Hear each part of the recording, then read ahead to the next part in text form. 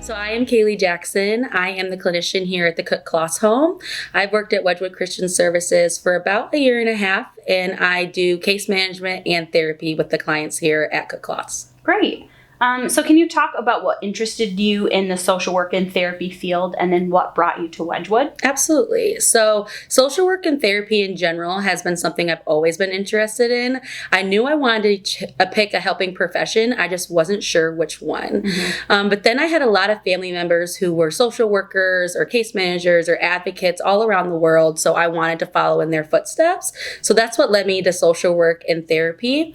And then after doing some work in the Kalamazoo area, I was ready to branch out, and that led me to Wedgwood. I was trying to find a place where I could still use my skills in trauma-focused therapy and working with survivors of domestic violence and sexual assault, but I wanted to be outside of Kalamazoo, and somehow I found Grand Rapids and found Wedgwood. Wonderful. As a residential therapist, what does a typical day look like for you? Yeah, so every day can look really different, but typically I'll start my day with answering emails, answering calls, paperwork, just trying to do some collateral contacts. And then after I get some of those things done, I head over to the unit and just engage with the girls, try to hang out before doing some actual therapy sessions, just trying to see how their school day went, see what's for lunch, see if I can just hang out for a while. And then after that, doing some therapy, doing group. Sometimes I do family therapy sessions as well. And then I usually end my day back in the office doing some more notes, doing some more calls, and just getting those collateral contacts wrapped up. So therapy with the girls, is it like they're laying on the couch and you ask them like how it makes them feel, or is it a little different than that? It's much different from that. I typically like to get outside. I really like to get the girls engaged in things that get their body moving. So therapy doesn't feel so stereotypical. It can seem really scary to sit across from somebody and have to talk about all your deep stuff. Yeah. So if I can engage them in something else that they like, that's always my go-to. Maybe getting outside and going for a walk. Or I have a lot of girls who love making bracelets. So making a bracelet with them while we chat, just so that their hands are busy as well, and it doesn't feel so scary to have to talk to someone new, and just have to create eye contact with someone can be nerve-wracking as well as a young teen. So just trying to make it feel more comfortable and not so scary. And then it doesn't feel so like official if you're like making bracelets. It feels more relational probably. Exactly. And that's why I like to go to the unit a lot more than just the session time as well, so that they see me as a friend and as a mentor and an advocate, not just the person who comes and does therapy with them. I want to be an all-in-one for them, so to speak. Nice. So all of the kids who come to Wedgwood for residential treatment have experienced some pretty heartbreaking things. How does trauma impact children and teens, and how does that inform the way that care and treatment are provided here at Wedgwood? So trauma really affects every part of the body. I mean, it affects the brain. It affects the way that we're going to see safety or the way that we trust people. I mean, it truly affects the way that I can provide treatment for each individual based on what they've been through. I like to make a similarity between a pair of eyeglasses. So every person who's experienced trauma is given a prescription lens. And through that lens, they're seeing life through their trauma. So someone who has experienced severe sexual abuse may look at safety different than someone who hasn't ever experienced that trauma. So when I speak with girls, I try to consider what they've been through and let them be the leaders of their own story. Let them be in the driver's seat. I'm in the passenger, and they're going to take us where they need to go. And so you're just kind of helping them navigate. Yeah, trying to help them navigate, and then truly understand that there isn't a cookie cutter approach. Every single client you see, you're going to have to be creative and really listen to where they're at and meet them where they're at. You can't just assume you have the answers because it worked with the last client. Yeah. It's a good reminder. Everybody's gone through something different, and we're all individuals, and everybody's got a different story. Yeah, and two people could experience the same thing and they heal from it differently. One person who can journal and it gets a lot of frustrations off their mind and off their chest. The other person journaling is anxiety filled and stressful. It sounds like another homework assignment. So they need something different. Well, and spending the time on the unit is probably then helpful for you because you can figure out a little better what each kid is into and what might work best for them. Yeah, and there's our treatment team. So our YTS and our shift supervisors, they're on the unit. And if they can see me engaging with clients, they can mimic some of those interactions, or I can provide them with feedback. Hey, this client told me they enjoy when you do this. And they can hear that from the therapist and get that feedback and then continue that in their work that they do. Because it's not just me who's providing treatment, it's them too. Yeah, it's great. So success can look different for everyone. What are some of the goals that you are helping kids work towards and hopefully achieving while they're in our care, and then even when they move on to their next chapter?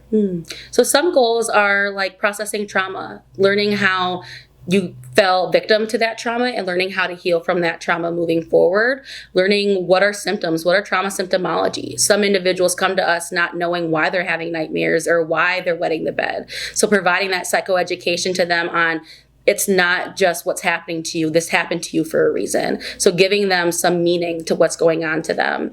I would say too, often clients will come to us and just need someone to walk alongside them.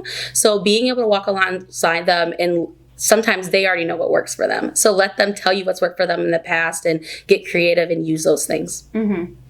And so I know a lot of the girls, especially in your home, are high school aged. And so graduating high school is a big deal for a lot of them. Is there other, markers of success that you're working towards, like post-graduation, that may look different from kids maybe that are living at home? Yeah. So a lot of independent living skills. I've realized a lot of girls come to us not knowing some of the basics of personal hygiene and how to do their laundry and how to keep a maintainable living space. So some of those very simple things that we just assume someone was taught, a lot of our girls need that assistance when they get to us. So some of the markers of a 16th birthday is not so much of a sweet 16. It's what did you learn? What did you learn now that you're 16? Are you able to do your own laundry? Can you apply for a job on your own? A lot of those skills girls are learning from us and they wouldn't have learned without us.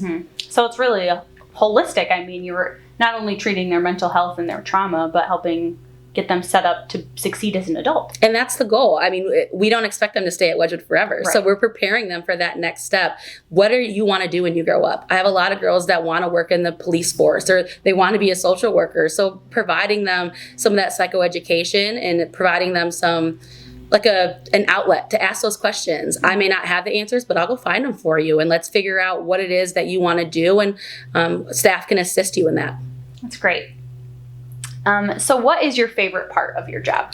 Oh my gosh, there's so many. I think probably my favorite part is just the overwhelming sense of family I get from my team and my coworkers. I mean, there's never a dull day, and I always feel supported. If I'm having a bad day, there's always someone I can lean on, and there's always someone who has a shared experience, and they can give me some advice.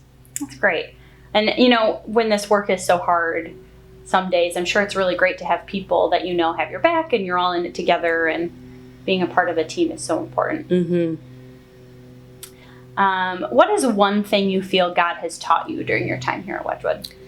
I feel like God has taught me to rely on my patience and to really understand that you can't fix it all. And sometimes you have to give it up to God. God got you to it and he'll get you through it. And that's something I've constantly had to tell myself here is I want to be the superhero. There's times when there's things I want to do that I just physically can't. And so being able to pray on it and know that God will take care of those things that I can't directly affect, that's been my biggest lesson here.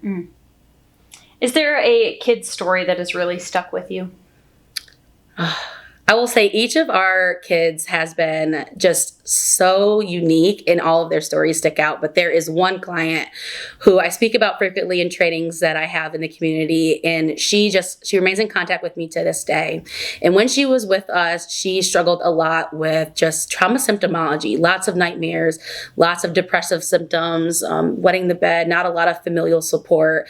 But when she left us, she identified Wedgwood as that family. And so she continues to call. When she got her first job, we were the first people that she called to tell, because she knew we would cheer for her, and she knew we were watching. And so just her whole story, where she came from and now to where she's going.